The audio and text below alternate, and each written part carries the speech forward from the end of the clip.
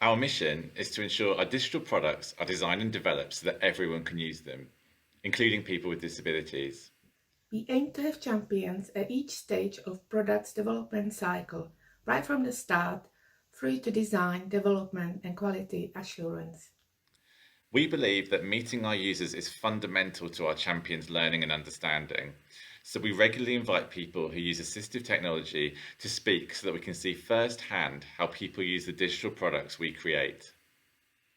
An accessibility champion is an advocate, proactive, empathetic, collaborative, and pragmatic.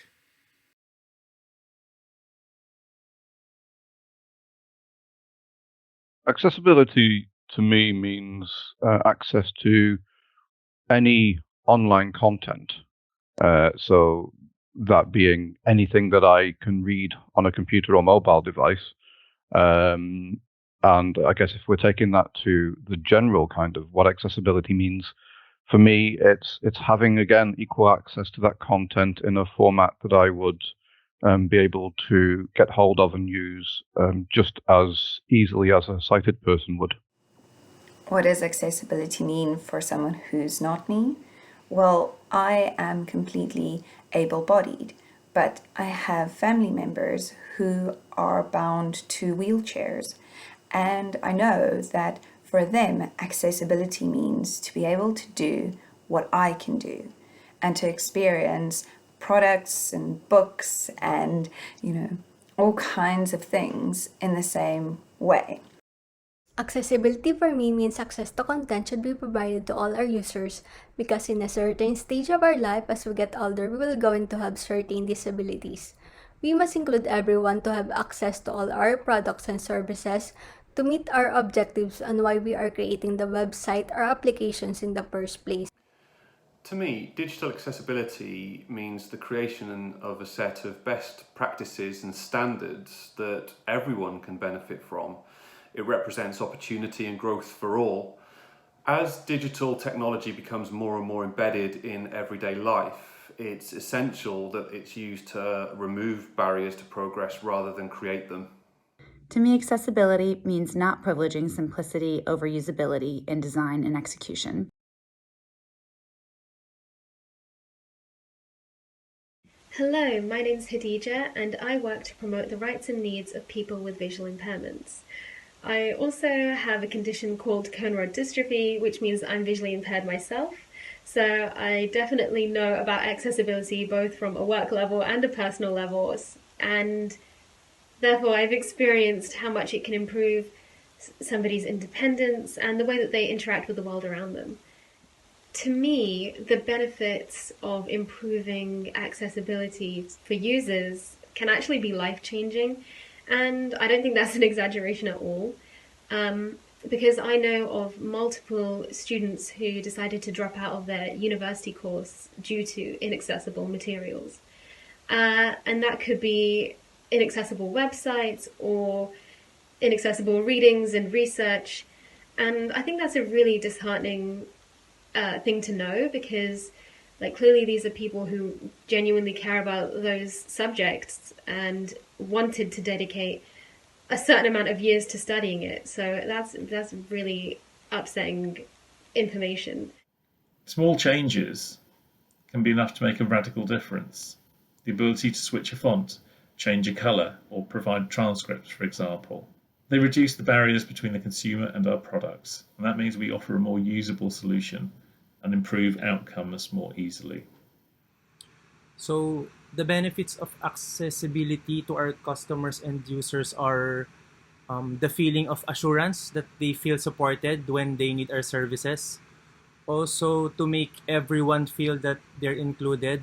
And most importantly, it helps people with disabilities appreciate our products and services more. By creating accessible content, you're enabling everyone to access your content in the way that they choose. You're empowering your users and you're actually valuing your users as well. Accessibility is also about creating a level playing field. It's about reaching everyone, wherever they are, however they wish to access their content, be it as a print book, as an ebook, an audio book, or via a screen reader for the visually impaired users. If we accommodate the needs of the few, it seems almost like a waste of time, and that was the belief like 5 years ago. But that's not the case. It means that we ensure that our brand looks top quality. When people look around and see that there are accessibility needs and people have taken the time to invest and the money to invest in a good quality platform that can be usable and doesn't frizz out or block people because of access needs, it's the same as walking into a room and seeing that it's dimly lit with cracks up the wall, or like toilets that don't allow a wheelchair use to get in. You instantly think badly of that company for not caring.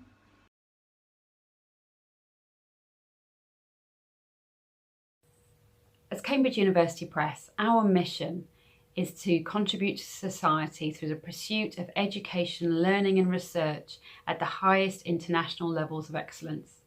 By improving accessibility to our content, we can reach more people and therefore fulfil our mission better. This has got to be something we aspire to, and it's worth us challenging ourselves to get better and better. Our customers have to provide resources that comply with certain accessibility guidelines. This can be a government-mandated requirement. If our content does not meet these requirements, then our customers cannot purchase our content and we lose business. From a moral and ethical point of view, which I believe the press considers to be just as important, we have an obligation to ensure everything we are doing at the press is accessible to everyone. This way, the academic research from the press has the widest reach to disseminate knowledge and ensures it is as inclusive as possible. Improving accessibility can benefit organisations, I think, primarily through increasing its user base and user satisfaction. Personally, I will continue to use websites and services that are accessible and work well for me, and I will continue to avoid websites and services that don't work well for me and are not accessible. And I think it's as simple as that, really. I guess not only this, but I will recommend accessible services to my friends and colleagues, and I will sort of warn people against certain services that I have had negative experiences with. So I think definitely having good accessibility and wanting to improve accessibility can really improve your reputation. There's basic tenets that, something's more accessible, it's more usable, and if we increase the usability of our designs of our sites, then we're really going to emphasize the quality of our content. We're removing the extra barriers to accessing the learning materials, so we're going to make the pedagogy more impactful and actually have a better impact on learning outcomes. As an organization, this helps us to be customer-centric, but most importantly, this can also help us expand our customer base and help more users or customers, because having accessibility and inclusivity in mind can make our customers feel secured, supported, and belong in our organization. We really should be removing barriers to education, not putting them in place. We have an opportunity, we're really well placed with the university to be kind of leaders in this emerging science around accessibility and accessible design, and I think we should really place ourselves at the forefront of a movement.